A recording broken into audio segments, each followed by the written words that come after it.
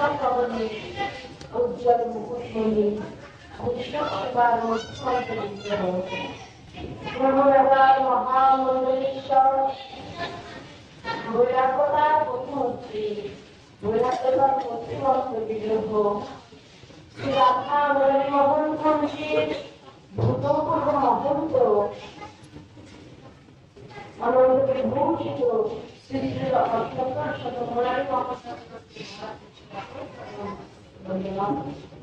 এবং সকল সকল ভক্তবৃন্দ এবং ভক্তিপতি মায়েদের শ্রীরাধী রাজস্ব অর্ঘ্যের অনন্ত প্রতিষ্ঠান আগে অতি সুন্দর নবদ্বীপ ছাত্র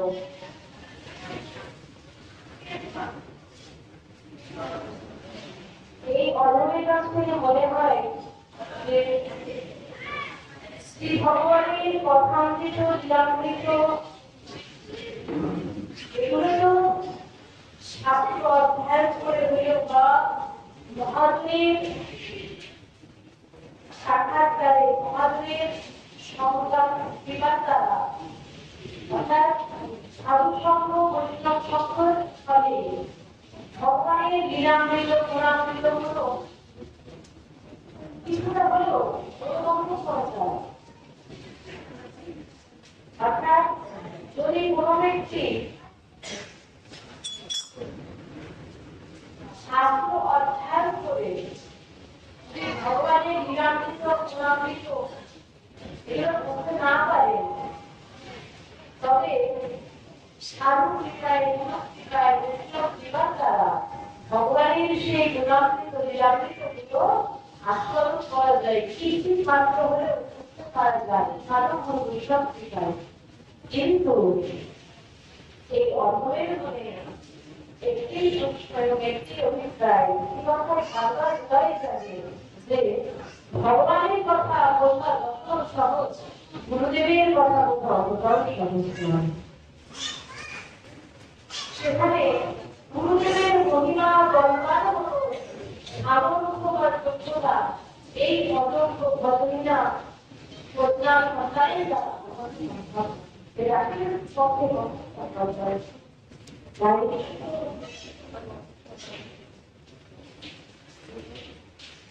ভগবানের কৃপায় ভগবান পূজা সম্পাদিত হয়। অর্থাৎ ভগবান কৃপা করলে তারপরে ভগবানের পূজা করা সম্ভব হয়। তাই শ্রী গুরুদেবের কথা মন্ত্রগুলোকে স্মরণ করার পূর্বে শ্রী গুরুদেবের চরণকে স্মরণ করছে। এবার সময় সংক্ষিপ্ত, এবার পূর্বে আমরা দীর্ঘ সময় থেকে শ্রী গুরু মহারাজের সুন্দর কীর্তন আমরা স্মরণ করেছি। এজন্য সময় খুবই সংক্ষিপ্ত। এখন এই সংক্ষিপ্ত সময়ের মধ্যে শ্রী গুরুজির বাইরে গুরু কথা গুরু কথা করা যায়। তাই সেই প্রতি গতি হয়ে আজ আমার ভাগবত কথার অবসর দিচ্ছি। ওম নমো ভগবতে বাসুদেবায় সংসার কবলো গীরলো প্রণায় কলন্ত ঘনঘনত্বম প্রাপ্তস্য কল্যাণ গুণার্ণবস্য বন্দে গুরু শ্রী চরণারবিন্দম।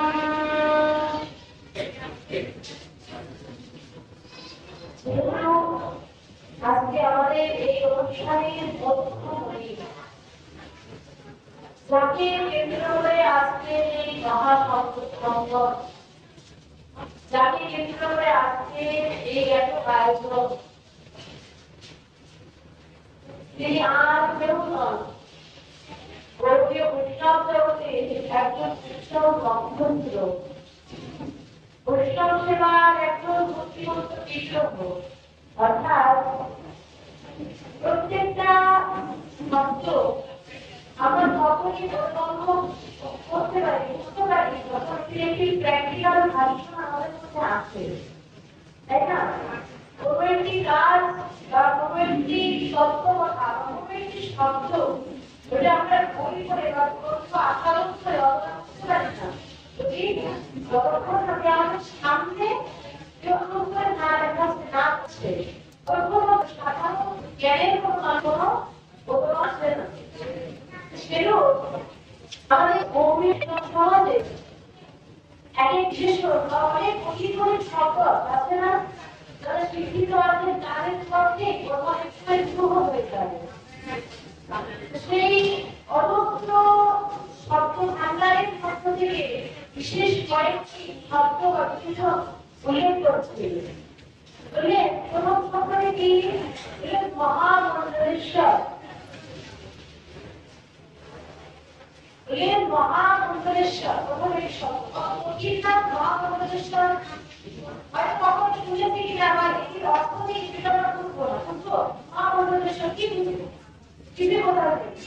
তার মধ্যে বৈষ্ণব সেবা কঠিন শব্দ অনেক যুক্তবর্ণ আছে, অনেক লম্বা শব্দ। আবার বললেন বৈরাগ্যতা, এটাও অনেক বড় শব্দ। এই সকল অবগত শব্দের ভিড়ে অর্থাৎ এই যে কঠিন শব্দ যেগুলো আমরা বললাম না, এই সকল শব্দগুলো যেন সহজ হয়, মানুষ যেন সহজে বুঝতে পারে, তার উৎকৃষ্ট উদাহরণ মহারাজ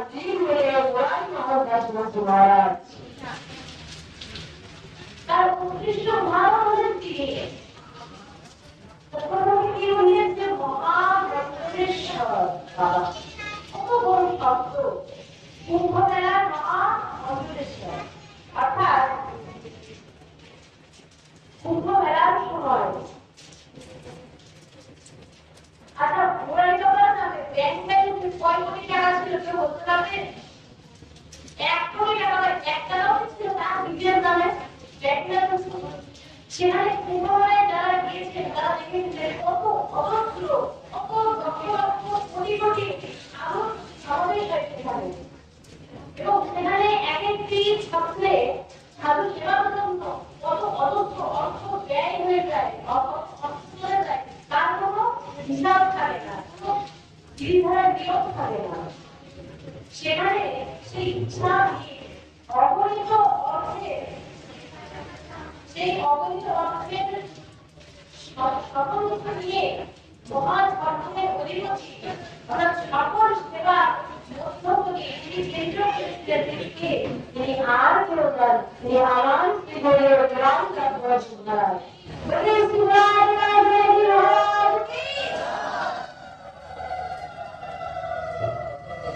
বেশি কিছু না, তার সম্বন্ধে জানার প্রয়োজন নেই।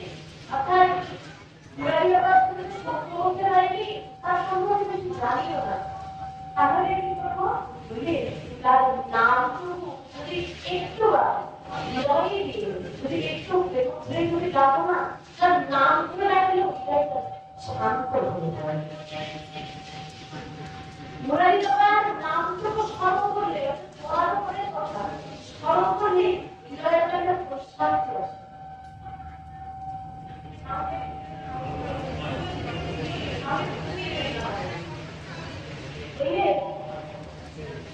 মুরারি বাবার সেই নামকে স্মরণ করলেও যেন প্রাণ শান্ত হয়ে যেন ধরুন একটি স্থানে আগুন জ্বলছে, খুব আগুন জ্বলছে এবং কোনো সময় সে আগুন খারাপ যাচ্ছে না, বা একটি দাবানল যখন বিক্ষে ঘটনার পরে যখন আগুনের সৃষ্টি হয় বলা হয় দাবানল। সেই দাবানলের মধ্যে কেউ যদি 1 ঘটি জল দেয় সেই দাবানলটাকে খাওয়ানোর জন্য রেহানোর জন্য, তবে সেই 1 ঘটি জল কি পর্যাপ্ত হবে দাবানলকে রেহানোর জন্য? হবে। সেখানে মানব সৃষ্ট যত কর্মই করে না সেই দাবানল আমরা কখনো যেভাবে পারবো না।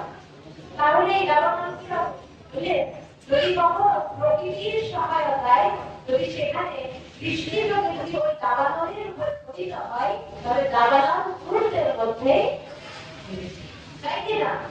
একটি দাবানলের যে বৃষ্টি হয় তাহলে কি হবে? দাবানলটা থাকবে। ঠিক সেরকম ভাবে বলে সংসার দাবানল বীর জানার অর্থাৎ এই সংসারে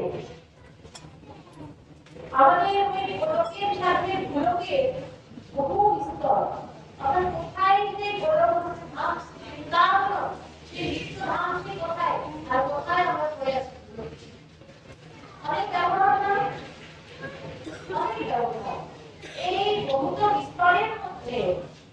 এবং আমরা যদি সেই গোলক বিশ্বধামে বিচরণ করছি না, আমাদের আরাধ্য দেবী স্মরণ করেছিল গুরুদেবের নটবর শ্রীমন্ত মুরারি স্বয়ং ফেরতমান হয়েছিলেন সেই তার স্ত্রীবর তিনটি চরণ রয়েছে, এখানে একটি চরণ রয়েছে আমাদের এই সেখানে আমরা যদি এই গুলোকে চিৎকার করে তাকে ডাকি, আমাদের এই ডাক কোথায় এলো, বা আমাদের এই ডাক আমাদের যত জেলা পরিচয় করতে লাগলো, তাহলে আমাদের এই সাধারণ হওয়ার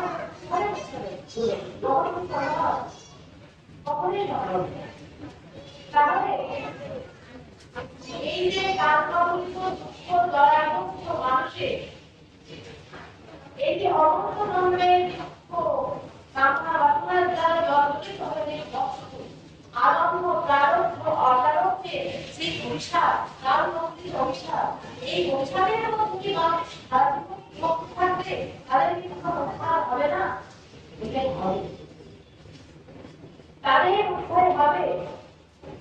অর্থাৎ ভগবান তো মায়াধীশ, অর্থাৎ তিনি মায়ার অধীশ্বর, তার নাম হলো মায়াধীশ, আর আমরা বললাম মায়ার অধীশ। সেখানে আমাদের উপর আমাদের কোনো নিয়ন্ত্রণ নেই, তাহলে আমরা কিরকম উপায় পাবো? আমরা কি আরো মুক্ত হতে পারবো? ভগবান এবার নিজের পথ দেখাচ্ছে না, পারবে কেন, কিভাবে বললেন, যাতে তোমাদের সাথে আমার এই যোগাযোগটি, এই মেলবন্ধনটি যাতে দৃঢ় হয়, তাই আমি নিজের স্বয়ং ভগবান আমার ভগবানত্ব হয়ে গিয়ে স্বয়ং ধরে এই জগতের মধ্যে আমি কি করবো যুগের তারা লাগিয়ে মন্ত্র বলি তোমার প্রকাশ মান এটি হলো ভগবানের আমাদের সেই মহা করুণার কথা। কি বলেন, আমাদের এই জয়ের মধ্যে অনন্ত জন্মে কামনা বাসনার দ্বারা দাবানলের সৃষ্টি হয়েছিল। এই দাবানল কি করে দূর হবে, কখন দূর হবে কি বুঝলেন, এই দেশীয় উপায়ে বা এই জাগতিক কোন উপায়ের দ্বারা এই দাবানল, এই সংসার দাবানল থেকে যে ভক্তের উদ্ধার হতে পারবে না। তাহলে কি উপায় বললে, এই সংসার দাবানল থেকে মুক্ত হতে গেলে জীবকে একমাত্র ভগবানের সেই কারণত্ব ঘনাত্মক রূপ শ্রী গুরুদেবের চরণকে আশ্রয় করে সম্মান নিজেকে আত্মসমর্পণ করে দিতে হবে। এবং তখনই শ্রী গুরুদেব আর ওই মহান জীবের সেই সংসার দাবানলের মধ্যে করুণা বৃষ্টির দ্বারা, কৃপা বৃষ্টির দ্বারা সেই পাপিত হৃদয়কে তিনি স্মরণ করবেন। এরকমই অনন্ত ঘনাত্মক স্বরূপ ছিল আমার শ্রীদেব, এরকমই করুণার অবতার। আমরা বেশি তত্ত্বকথায় যাব না, কিন্তু সময় সংক্ষিপ্ত শ্রী গুরুদেবের মহিমায় বা শ্রী গুরুদেবের সুন্দর ইতিহাস স্মরণ করে আমরা বিশ্বাসে যাব। শ্রী গুরুদেব তার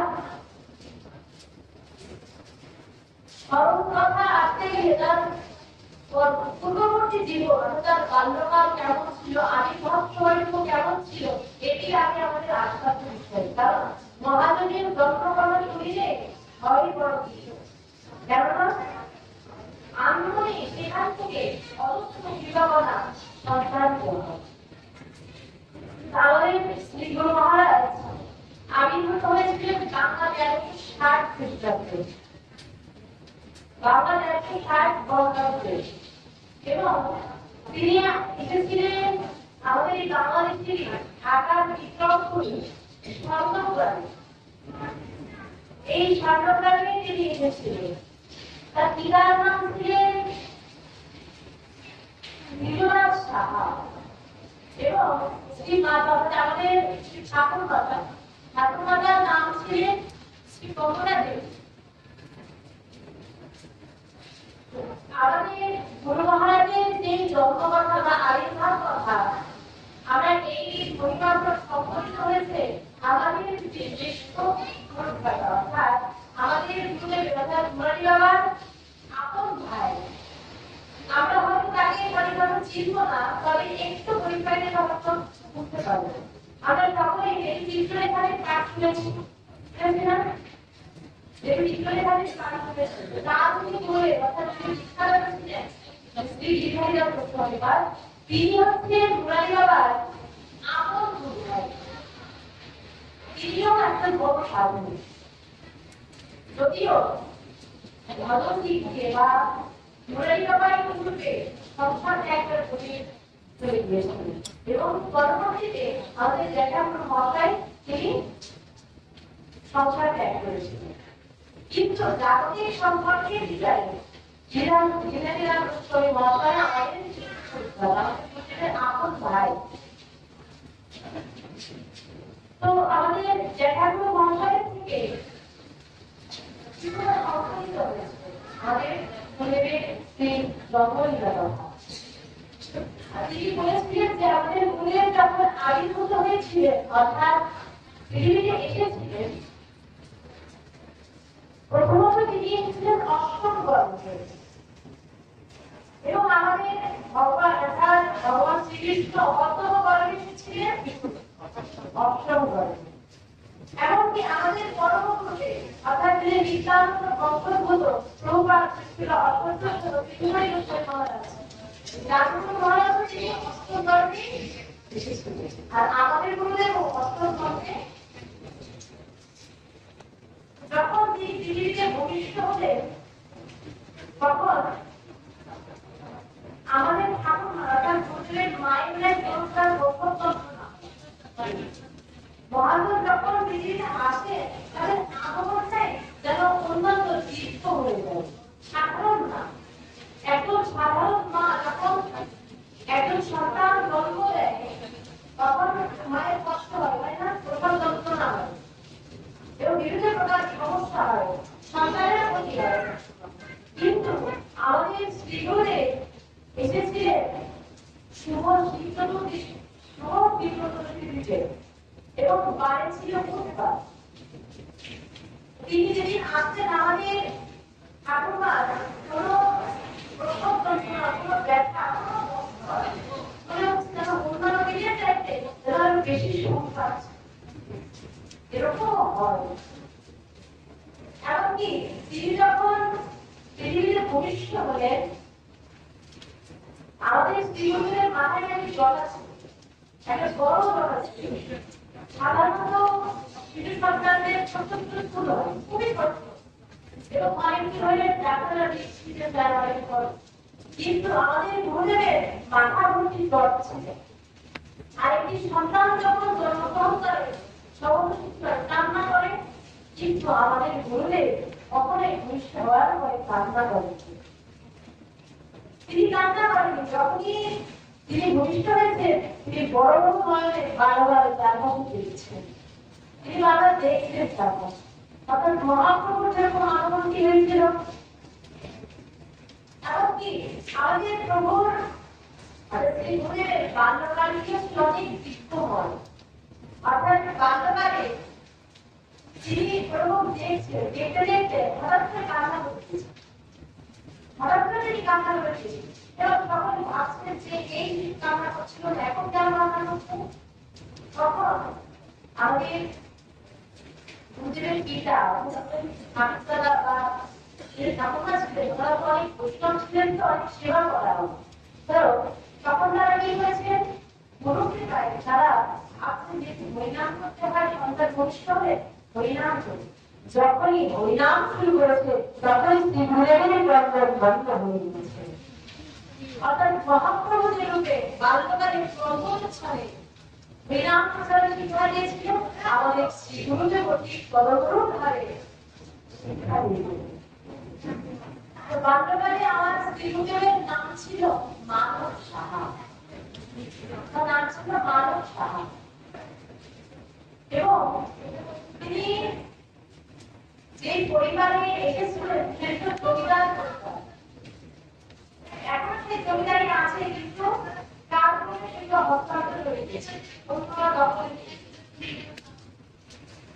এবং শৈশব থেকে গুরুকে অর্থাৎ আমার শ্রী গুরুদেবের বৃত্তি দিয়ে বৈষ্ণব সেবা, সাধু সেবা, ভগবত সেবা প্রতিনিয়ত অর্থাৎ নিয়মের মতো ফলন হবো একটা নিয়মের মধ্যে চলছে সবসময় সেবা সেবা সেবা। এমনকি একটা শ্রী গুরুদেব বলছিলেন যে তিনি একবার বাল্যকালে তিনি আর তার দাদা বিদেশরা খুশি করেন তারা ঘুমিয়ে আছে ঠাকুরদারে বড়রা ব্রাহ্মণকে ঘুমিয়ে আছে আমাদের দিকে ঠাকুরদারা ছিলেন তিনি এসে দরজায় পড়া আছে প্রভুরা সেবার পড়া দিয়েছে আর শিশুকালে বালককালে আমার একটা আলোচনা বসে উঠছে তো যখন পরবর্তী বারে আবার মত করে তিনবার মত করে যখনই উঠি তখনই আমাদের গুরুদেবের পিতা তিনি বললেন যে ব্যক্তিকে ওই ভজনের জন্য ঘর থেকে জাগাতে হয় সে ব্যক্তির আর যাই হোক না হোক ওই ভজন কখনো হয় না। এই হলো পিতার স্বভাব, পিতা মাতা এমনই হতে হয়। গুরুদেব বলেছিলেন যে আমার পিতা শুধুমাত্র একদিন এই কথাটি বলেছিল আর কোনোদিন আমার পিতা আমাদের বিরুদ্ধে লাগবে। এই কথা শোনবার পরে তারা প্রত্যেক দিন ব্রাহ্ম মুহূর্তে ঘুম থেকে জাগরিত হয়ে ভগবানের সেবার জন্য নিয়োজিত হয়ে যেত। প্রত্যেক দিন সব করে নিয়মের কোনো ফলন হতো না এবং এই বালককাল অবধি শ্রী গুরুদেবের মধ্যে কিছু সাংসদ ভাব দেখা দিল।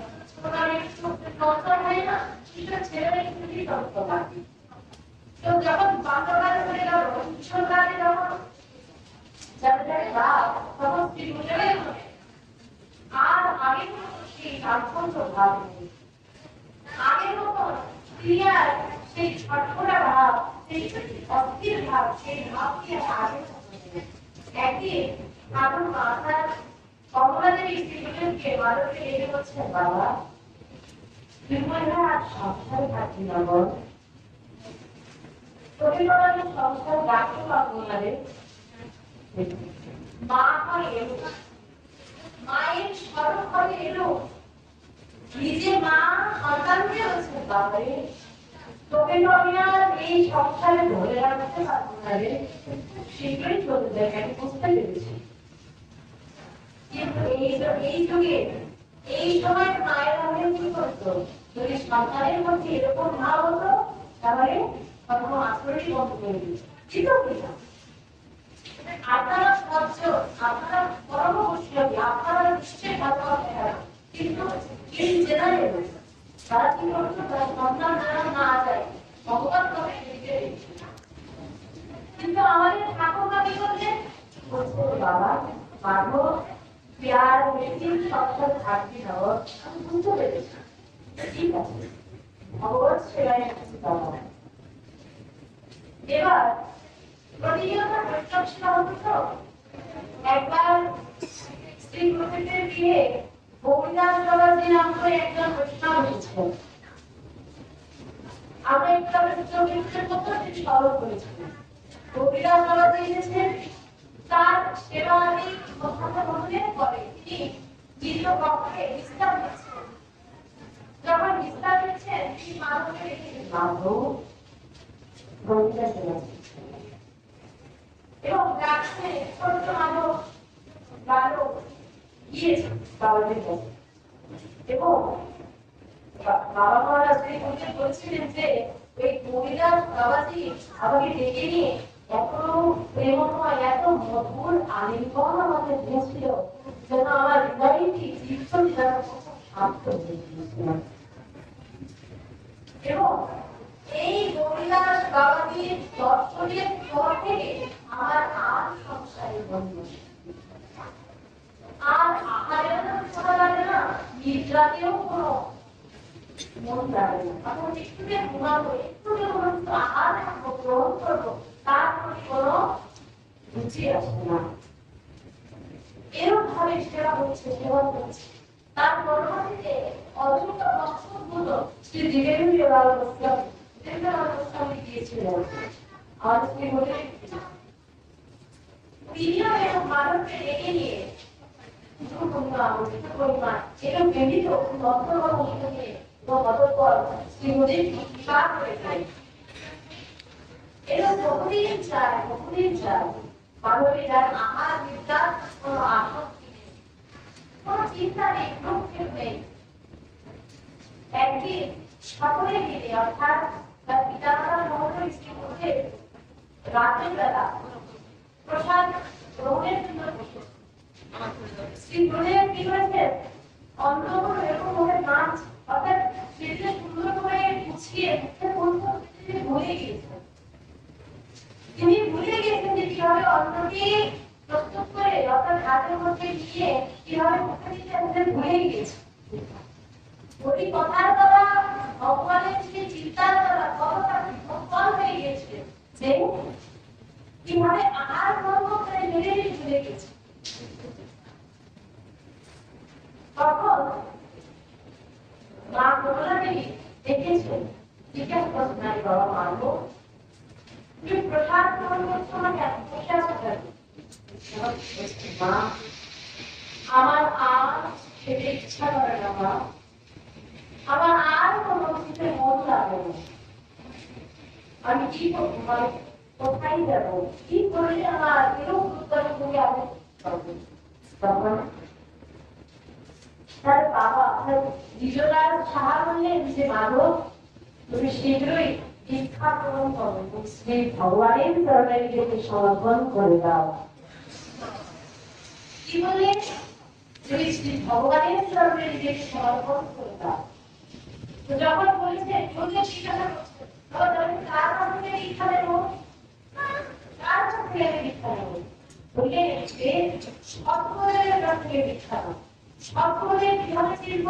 বললো হরিনাম করো, বললো তুমি হরিনাম করো, গৃহে বসে একবারে একনিষ্ঠ হয়ে শ্রী হরির জীবনকে সমর্পণ করে তুমি হরিনাম করো।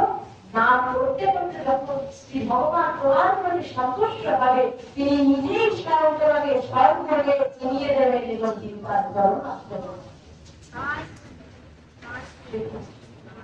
অর্থাৎ একজন সাধারণ ব্যক্তির কিভাবে ভজন করে অগ্রসর হতে হবে, প্রত্যেকটি পদক্ষেপ আমাদেরকে শিখিয়ে দিচ্ছেন। কিভাবে সৎগুরুদেব চিনব, কিভাবে কোন পর্যায়ে উঠবো, প্রত্যেকটি ধাপে ধাপে বুঝতে পেলেন নিজে বিরাট। তো শ্রীগুরুদেব হরিনাম করে প্রত্যেকটি সময় নিরন্তর চিত্তে হরিনাম করে। হরিনাম করতে করতে করতে করতে একদিন কি হচ্ছে, মধ্য লাগে হরিনাম করতে যখনই এসেছে তখনই স্বপ্নে দিয়েছিলেন, স্বপ্ন আদেশ দিলেন আমার স্ত্রী পরম তিনমণি গোস্বামী আস্তে আস্তে ধাপে ধাপে যাচ্ছে। হরিনামের দ্বারা যখন তিনি ভগবানকে সন্তুষ্ট করতে পারলেন, ভগবান নিজে তাকে পথ লিখে দিচ্ছিলেন। স্বয়ং তিনমণি গোস্বামী প্রভুপাদ শ্রীগুরুদেবকে স্বপ্ন আদেশ দিলেন, মাধব তুমি কষ্ট পেও না, তুমি বৃন্দাবনে চলে আসো, আমি তোমাকে দীক্ষা দেব। যখন এরকম বলেছে আর কিভাবে থাকা যায়, এত বিস্কুট করে আর কি অপেক্ষা করা যায়, ওই পড়তে লাগে। তখন শ্রীগুরুদেব ক্লাস 8-এ পড়তো, 8-এ বেশি পড়াশোনা মানে আনুষ্ঠানিক শিক্ষা করেছিলেন। এই যে ভগবানের কথার জন্য আর মন বসে না, তাই প্রাথমিক শিক্ষা দিতে হচ্ছে আর থাকবো না বাবা দিয়ে। তখন ওই মধ্যরাতে পিতা মাতার চরণে দণ্ডবোধ করে আশীর্বাদ দিয়ে তিনি সংসার পরিত্যাগ করে বৃন্দাবনের উদ্দেশ্যে তিনি যাত্রা শুরু করলেন। তিনি যাত্রা শুরু করলেন বৃন্দাবনের। আর বাংলাদেশের মানুষ একটু সহজ ছিল, একটু অনেকটাই সহজ ছিল। আর তখন এখনকার মতো অতটা যাত্রাগত উন্নত ছিল না। তিনি চেনেন না, একা যাত্রা শুরু করেছিলেন, তার হাঁটছে না, জিজ্ঞাসা করছেন আমি কি রাধারানীর বাড়িতে যাবো, তোমরা কি জানো রাধারানীর বাড়ি কোথায়, তোমরা কি জানো, এরকম ভাবে জিজ্ঞাসা করছে। এমনি যদি কোনো জায়গার কথা বলা হয় দেখিয়ে দেবে, কিন্তু যদি বলা হয় রাধারানীর বাড়ি যাবো, কেউ কি দেখাতে পারবে? কেউ দেখাতে পারছে না। যেরকম করছে এগোচ্ছে, আর করে এগোচ্ছে।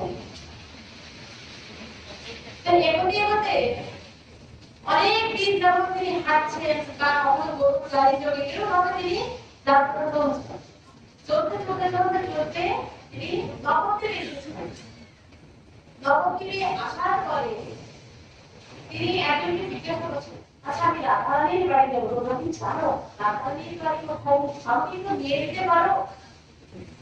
কতটা আবেগ, কতটা আকুলতা থাকলে এরকম কথা কোনো সাধক, কোনো মহাজন বলতে পারে। আমাদের জীবনের জন্য বোঝাতে চাইলে যদি কোনো ব্যক্তি বা কোনো ভক্ত যদি ভগবত দর্শনের জন্য যদি সাধু সঙ্গে যেতে চায় বা মন্দির দর্শনের জন্য যেতে চায়, তাহলে তাকে এরকম আকুলতা হৃদয়ে ধারণ করে সেই মন্দিরের উদ্দেশ্যে গমন করতে হবে। তাহলে সেই বিগ্রহটিকা তার মধ্যে আত্মা সঞ্চালিত হবে। নবদ্বীপে যখন শ্রীগুরুদেব পৌঁছালেন, সেখানে এক মহাত্মের গৃহে একদিন একরাত ছিলেন। সেখানে পূজা অর্চনা দিয়ে সম্পন্ন করে একবার পোশাক পেয়ে তিনি রাত্রে ঘুমানোর স্থান দিয়েছেন, এখানে ঘুমাও এবং আমি কালকে তোমাকে নিয়ে যাবো রাধারানীর বাড়ি। তিন ঘন্টা বুঝতে পারবে। আর কয়েকদিন যখন হাঁটছে রাস্তায় রাস্তায় হয়েছে, অত দেখাচ্ছে সেগুলো দিয়ে দিয়েছে। তো ওই রাতে ভোজন করবার পরে শ্রীগুরুদেব আজকে আমি তো রাধারানীর বাড়ি যাবো, আমি তো এখানে ঘুমিয়ে থাকি, তাহলে তো আমার দিন চলে যাবে। আর যদি দিন চলে যায় ভগবত ভজন করতে পারবো না। এরকম ভেবে শ্রীগুরুদেব ওই মধ্যরাতে আবারও তিনি বেরিয়ে বেরিয়েছেন। কিছুই কিন্তু চেনে না, আপন মনে এসে ফেলেছে রাধারানীর বাড়ি যাবো। শ্রীমতী রাধারানীর জয় দিতে দিতে তিনি বৃন্দাবনের পথে অগ্রসর হচ্ছেন।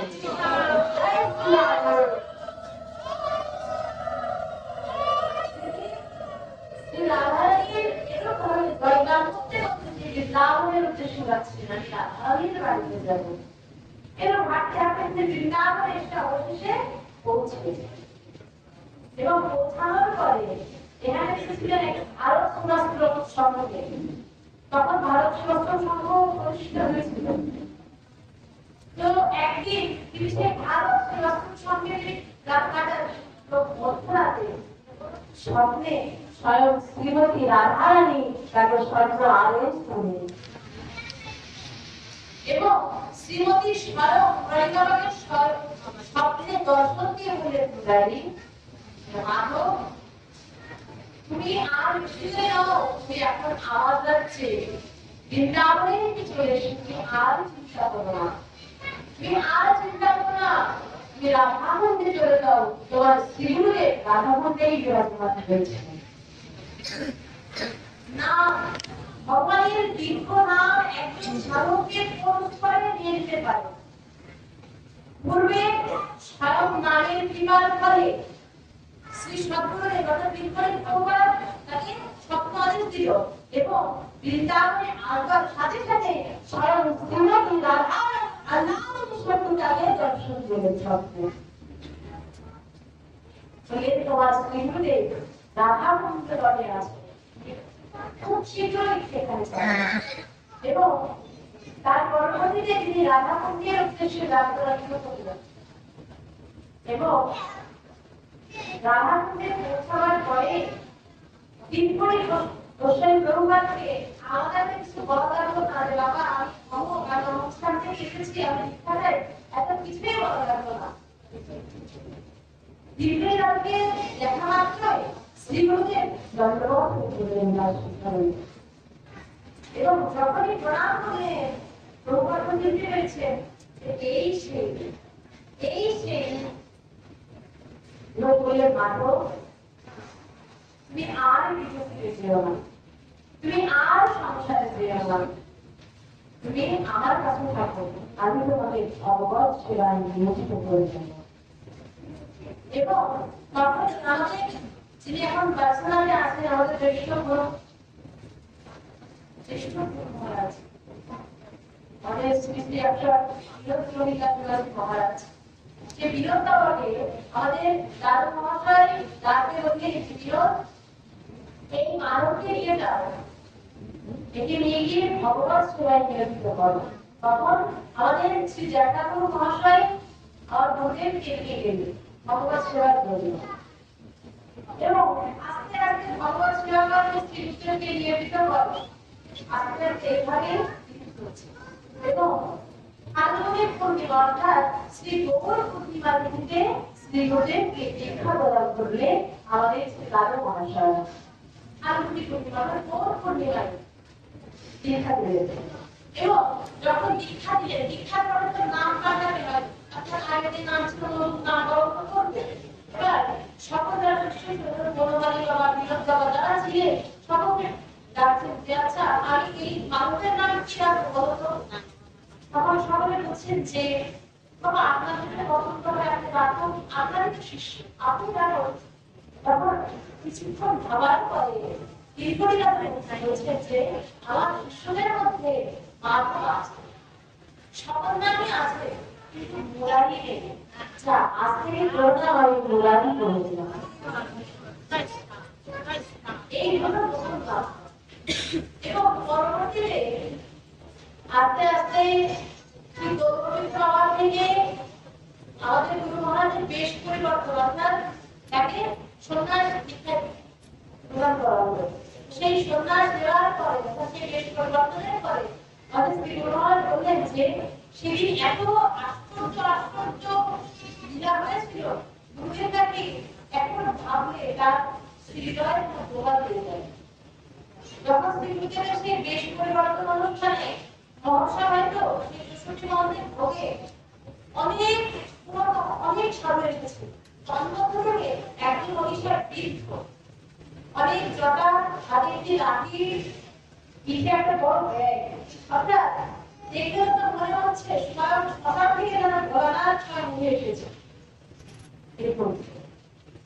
যারা এই জগতের মধ্যে দৃষ্টান্ত স্থাপনকারী তাদের প্রত্যেকটি জগৎগত কোনটা দিব্য দৃষ্টান্তময় বলে যে এরকম অনেক বহু গুণধারী আশ্চর্য গুণধারী সাধুদের সমাবেশ ঘটেছিল এবং সেই বেশ পরিচর্যার পরবর্তীতে এবার তো সেবা দিতে হবে, কি সেবা করবে? তখন শ্রী প্রভাব বলেন যে আমার ঘোড়ারই সেবা করবে, আমার ঘোড়ার এবং তার পরবর্তীতে শ্রী মুরারি মোহন লালজি, অর্থাৎ কেশিঘাটের যে বর্তমান মন্দির শ্রী শ্রী রাধা মুরারি মোহন লালজিও এই মন্দির শ্রী গুরুদেবকে আত্মায় দেওয়া হয়। আজ থেকে মুরারি মোহনের সেবা করে। এই মুরারি মোহনের সেবার কালে শেষ সময় অর্থাৎ এর মধ্যে তো অনেক সমস্যা দিয়েছিল, এমনও দিন দিয়েছে যে মুরারি মোহনের সেবার জন্য পর্যাপ্ত অর্থ নেই। তবুও গুরুদেব এরূপ জানিয়ে যে আপনি দুর্গার ঘরে ছিলেন এরকম তার সর্বদা মুরারি মোহনের চরণে কাজ। মুরারি মোহন তোমার সেবার জন্য আমি কিছুই করতে পারি না, আমি কত অযোগ্য বলো, আমি কত অযোগ্য। এরকম ভাবে তিনি মুরারি মোহনের নিষ্কর্ষ সেবা করতেন। যখন অন্তিম সময় অর্থাৎ যখন অত্যন্ত অসুস্থ, এবার ঘুরে যে সকল মন্দিরাদি যারা ছিল সকল কিছু শিষ্যদের মধ্যে যখন তার দায়িত্ব যখন অর্পণ করলেন না, এবার দেখছেন সকল দেখছি সকল ব্যাংক অ্যাকাউন্ট যা কিছু ছিল প্রত্যেকটা দেখা গেল একটাতে গুরুদেবের নাম নেই, একটাতেও শ্রী গুরুদেবের নাম ছিল না। সেখানে প্রত্যেকটিতে নাম ছিল আমাদের দাদুগুলো মহাশয় কিংবদন্তির নাম ছিল। যখন সে সকল অভিভাবক আনা হয়েছিল জিজ্ঞাসা করছিলেন, আপনি সারা জীবন এত পরিশ্রম করেছেন, সারা জীবন এত বৈষ্ণব সেবা, এত দান ধ্যান করেছেন আপনি, অথচ আপনার নামে 100 টাকাও নেই, এটি বড় আশ্চর্য হয়ে গেল। হচ্ছে তখন ওদের একটি কথা বলেছিল, দেখো আমি তো আর গোলারি হলাম না, যদি আমার প্রভু তিরুপতি গোস্বামী আমাকে আশ্রয় না দিত,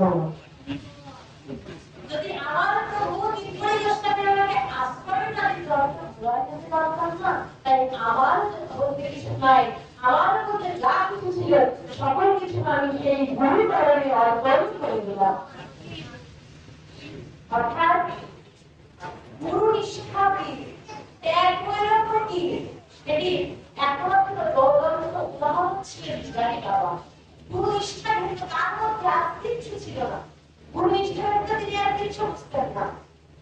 তিনি পুনরায় যাচ্ছেন স্নান করতে, সর্বদা শ্রী বিগ্রহকে নিজের পক্ষে ধারণ করে সেই জলের মধ্যে আছেন যে আগে গুরুদেব স্নান করাই, সর্বদা তিনি শ্রী গুরুদেবকে স্মরণ করতেন, নিজের মধ্যে তার কথাই ছিল যে গুরু বিগ্রহকে বলা। এমনকি সাধারণত আমরা কি চাই যে আমার শিষ্য তাই চাই না, একদম বর্তমানে এরকম হয়েছে যে আজকে মন্ত্র দিয়েছি পরের দিন থেকে আমরা করছি, অর্থাৎ শিষ্য হওয়ার চাইতে গুরু হওয়ার ব্যাপারটা বড় আমাদের।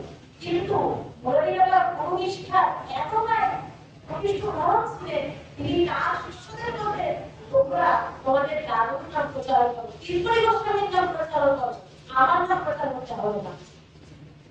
কতটা নিষ্কপট ছিলেন, কতটা আসক্তিহীন বৈষ্ণব ছিলেন, দেখুন এতটা নিষ্কপট বৈষ্ণব আর ভবিষ্যতে কখনো হবে কিনা খুবই সম্ভব, নাও হতে পারে, কারণ আমরা যা হারিয়েছি, যদিও তিনি আছেন আমাদের মধ্যে, তবু মন তো মানে না, আমরা যা হারিয়েছি তার কখনোই কোনো ক্ষতিপূরণের দ্বারা আমরা সেটি পাবো না, আমরা পাবো না।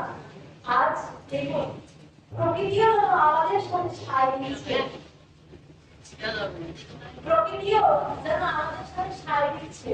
দেখুন সেই সকাল থেকেই কিন্তু বৃষ্টি হচ্ছে না, এই বৃষ্টি আমরা শুধুমাত্র বৃষ্টি হতে বসতে না, প্রকৃতিও অর্থাৎ বসুন্ধরা কাছে এই মুরারি মহাবের সেবায় সেই কত কত প্রকারে দিয়েছিলেন, সেই মুরারি বাবার বিরামে যেন ধর্মীয়তাও কাছে আমরা কি হারিয়ে ফেললাম, আমরা কি হারিয়ে ফেললাম।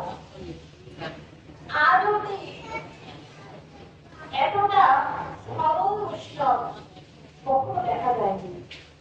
যখন মুরারি বাবা যখন শিষ্যদের সেবা কর বলছেন না, আমি সেবা করবো, তার মধ্যে থেকে 2টি সেবা খুব জোর দিয়ে বলছেন। একটি হচ্ছে ঝাড়ু সেবা, প্রথম হচ্ছে ঝাড়ু সেবা, অর্থাৎ বিভিন্ন মন্দির মাঝখানে সেবা। যখন কোনো নতুন শিষ্য মন্দিরে আসতে বলছেন প্রত্যেকে ঝাড়ু দেবে, কোনো সেবা করো বা না করো মন্দির ঝাড়ু দেবে, এই ভূমিটি ঝাড়ু দেবে। কি হবে জানো, শুধুমাত্র অনেকে মন্দির ঝাড়ু দিতে চায় না, এজন্য বলে গেল যে এটি কোনো নির্দিষ্ট সেবা, কিন্তু না, নির্দিষ্ট ভাবেই সর্বশ্রেষ্ঠ সেবা। গুরুদেব বলতেন যদি কোনো ভক্ত এরূপ ভাবে ঝাড়ু দিতে থাকে মন্দিরের প্রাঙ্গণে, সে ভক্তের আনন্দে সেই প্রভু সুবর্ণাকার করে ঘনীভূত হয়ে